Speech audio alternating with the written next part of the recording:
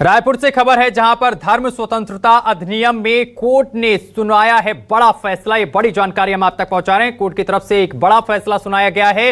राज्य का पहला बड़ा फैसला, महिला आरोपी को आजीवन कारावास।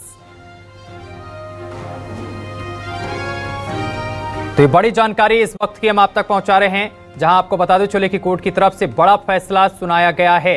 राज्य का पहला बड़ा फैसला, महिला आरोपी को आजीवन कारावास।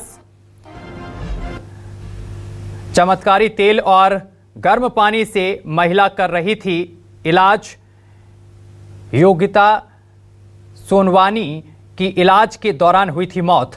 और रायपुर कोर्ट का ऐतिहासिक और बड़ा फैसला ये सामने निकल कर आया। धर्म स्वतंत्रता अधिनियम में राज्य का पहला ये बड़ा फैसला है। ईश्वरी साहू को हत्या और प्रताड़ना में मिली है सजा। तो नहीं, प्रताड़ना और हत्या के लिए हुई है आजीवन कारावास की सजा। ये बड़ी जानकारी हम आप तक पहुंचा रहे हैं।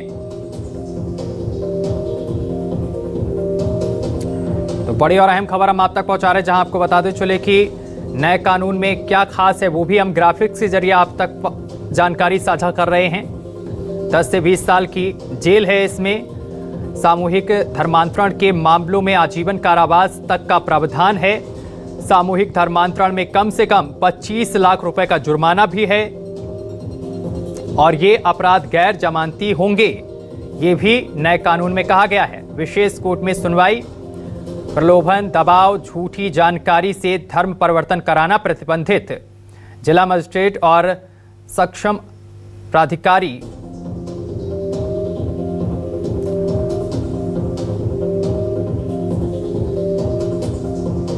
तो महिला आरोपी को आजीवन कारावास की सजा सुनाई गई है। यह अहम जानकारी लगातार हम आप तक पहुंचा रहे हैं। 7 से 10 साल तक जेल का प्रावधान किया गया है। कम से कम 10 लाख रुपए की जुर्माना भी है।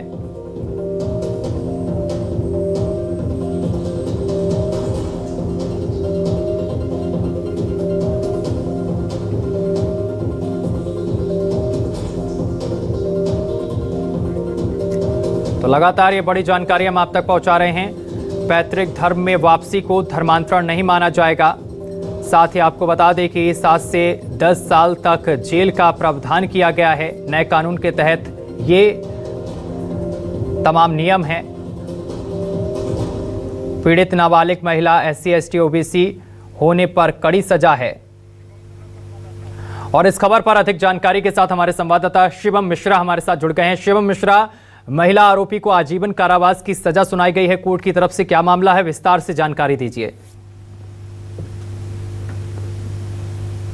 तौर पर छत्तीसगढ़ में पहला सबसे बड़ा फैसला धर्म स्वतंत्रता अधिनियम को लेकर के जो है आज सामने आया है। जिस तरीके से जानकारी सामने आई है कि साल 2025 के जुलाई में राजेंद्र थाना क्षेत्र का एक मामला था, जहां पर ईश्वरी साहू नामक महिला ने जो है चमत्कारिक तरीके से जो है वहां पर इलाज करने का दावा किया था। और जो है एक योगिता सिन्हा नाम की योगिता सोनवानी नाम की महिला को गर्म तेल और गर्म पानी से इलाज कराते कराते उसकी मृत्यु हो चुकी थी। उसके बाद से ही लगातार फैसला कोर्ट में चल ही रहा था पूरा मामला। और जब देखने को मिला कि राज्य सरकार ने जो है धर्मांतरण को लेकर के और इन तमाम चीजों को लेकर के जब एक कड़ा कानून बनाया राज्य में, और जब धर्म स्वतंत्रता अधिनियम जो है सरकार की तरफ से पारित किया गया, और उस अधिनियम के बाद एक बड़ा फैसला आज रायपुर की कोर्ट में सामने आया है। जानकारी सामने आई है कि कोर्ट ने कड़ा फैसला सुनाते हुए महिला आरोपी को आजीवन कारावास की सजा सुना दी है। बता दें कि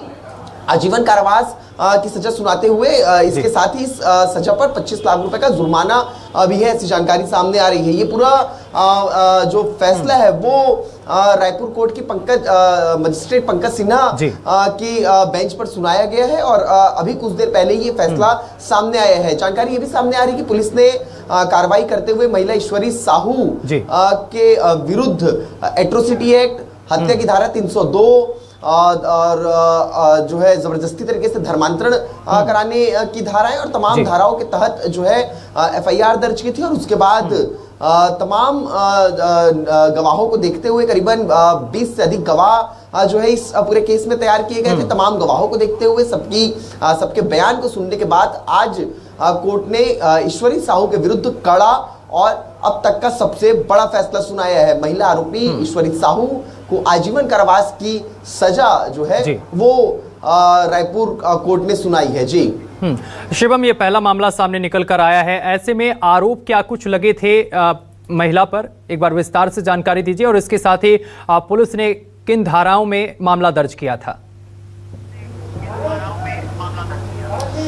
बिल्कुल, देखिए सबसे मैं आपको बता दूं कि सबसे पहला मामला अब तक का ये जो है छत्तीसगढ़ में सामने आए हैं सरकार के कड़े अधिनियम को लागू करने के बाद, क्योंकि राज्य सरकार लगातार जो है धर्मांतरण को लेकर के सख्त नजर आ रही थी और उसके बाद जो है फैसले भी जो है कई बार देखने को मिले थे। और ये जानकारी सामने आ रही है कि ईश्वरी साहू के विरुद्ध राजिम थाना पुलिस ने जो है एट्रोसिटी एक्ट के तहत जो है मुकदमा दर्ज किया था, हत्या की धारा 302 के तहत मुकदमा दर्ज किया था, धर्म स्वतंत्रता अधिनियम की धाराओं के तहत मुकदमा दर्ज किया गया था। इसके साथ ही टोनी प्रथा और टोनी प्रथा जैसे तमाम गंभीर धाराओं के तहत जो है ईश्वरी साहू के विरुद्ध कड़ी कार्रवाई की गई थी।